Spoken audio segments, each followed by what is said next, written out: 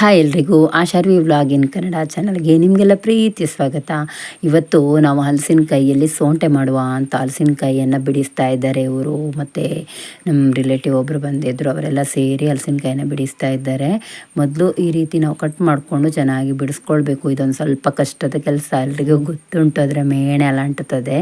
Cut ಮಾಡಿದ ನಂತರ ನೋಡಿ ಈ ರೀತಿ ನಾವು ಅದನ್ನು ತೆಗೆದ್ಮೇಲೆ ಅದರ ಕಸ ಎಲ್ಲ ತೆಗಿಬೇಕು, ಅದರ ಹೊರಗಿನ ಇದೆಲ್ಲ. ಆಮೇಲೆ ಈ ರೀತಿ ಚಿಕ್ಕದಾಗಿ ಕಟ್ ಮಾಡಬೇಕು. ಇದು ಸಹ ಅಷ್ಟೇ ತುಂಬ ಹೊತ್ತು ಬೇಕು ಈ ರೀತಿ ಕಟ್ ಮಾಡಲಿಕ್ಕೆ. ಆದರೆ ಸೌಂಟೆ ಕಾಯಿಸಿ ತಿಂದ ಮೇಲೆ ತಿನ್ನುವಾಗ ಉಂಟಲ್ಲ, ಹೇಗೆ ಖಾಲಿ ಆಗ್ತದೆ ಅಂತ ಗೊತ್ತಿಲ್ಲ. ನೋಡಿ ಎಷ್ಟು ನೀಟಾಗಿ ಕಟ್ ಮಾಡಿಟ್ಟಿದ್ದಾರೆ ಅಂತ. ಇದನ್ನು ಎಣ್ಣೆ ಚೆನ್ನಾಗಿ ಕಾಯಲಿಕ್ಕೆ ಇಟ್ಟ ನಂತರ ಹೀಗೆ ಹಾಕ್ಕೊಳ್ಬೇಕು. ಇದು ಕಾಯಲಿಕ್ಕೆ ತುಂಬ ಹೊತ್ತು ಬೇಕಾಯ್ತಾ. ಈ ರೀತಿ ಸಪೂರ ಕಟ್ ಮಾಡಿದರೆ ಬೇಗ ಆಗ್ತದೆ ಅಂತ ಏನಿಲ್ಲ, ತುಂಬ ಹೊತ್ತು ಕಾಯಬೇಕಿದು. ನೋಡಿ ಈ ರೀತಿ ಕಾಯಿಸ್ಕೊಳ್ಬೇಕು. ಇಷ್ಟು ಸ್ವಲ್ಪ ಕೆಂಪಾದ ನಂತರ ಇದಕ್ಕೆ ನಾವು ಸ್ವಲ್ಪ ಉಪ್ಪು ಮತ್ತು ಅರಿಶಿನ ಬೆರೆಸಿದ ನೀರನ್ನು ಒಂದು 2 ಚಮಚ ಹಾಕ್ಕೊಳ್ಬೇಕು. ಆವಾಗ ಇದಕ್ಕೆ ಉಪ್ಪೆಲ್ಲ ಹಿಡಿಬೇಕಲ್ಲ, ಅದಕ್ಕೆ ಇದು ತೆಗಿಲಿಕ್ಕೆ ಆಗುವ ಸ್ವಲ್ಪ ಮೊದಲು ನಾವು ಆ ಉಪ್ಪನ್ನು ಹಾಕ್ಕೊಳ್ಬೇಕು. ನೋಡಿ ಈಗ ಆಗ್ತಾ ಬಂದಿದೆ, ಸ್ವಲ್ಪ ಕಲರ್ ಚೇಂಜ್ ಆಗಿದೆ ನೋಡಿ.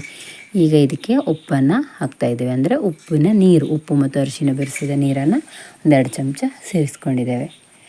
ಈಗ ರುಚಿಯಾದ ಸೋಂಟೆ ರೆಡಿಯಾಗಿದೆ. ಇದನ್ನು ಇನ್ನು ನಾವು ಇದು ಆರುವ ತನಕ ಬಿಟ್ಟರೆ ಆಯಿತು. ಈಗ ತೆಗಿಬೇಕು. ಇದನ್ನು ತೆಗೆದ್ರೆ ರುಚಿಯಾಗಿ ಸೋಂಟೆ ರೆಡಿ ಆಗ್ತದೆ.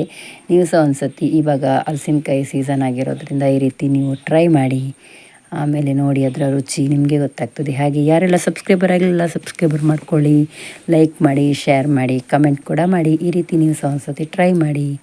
ನೋಡಿ ಎಷ್ಟು ಚೆನ್ನಾಗಿ ಬಂದಿದೆ. ಕಟ್ ಮಾಡಿ ಕೂಡ ತೋರಿಸ್ತೇನೆ ನಾನು. ತುಂಬ ಚೆನ್ನಾಗಿ ಬಂದಿದೆ. ಎಷ್ಟು ಬೇಗ ಖಾಲಿ ಆಗ್ತದೆ ಅಂತ ಇಲ್ಲ ನೋಡಿ, ಪುಡಿ ಪುಡಿ ಪುಡಿ ಆಗ್ತದೆ. ಇದೇ ರೀತಿ ನೀವು ಸಹ ಟ್ರೈ ಮಾಡಿ ಆಯಿತಾ. ಸೂಪರಾಗಿ ಬರ್ತದೆ. Thank you.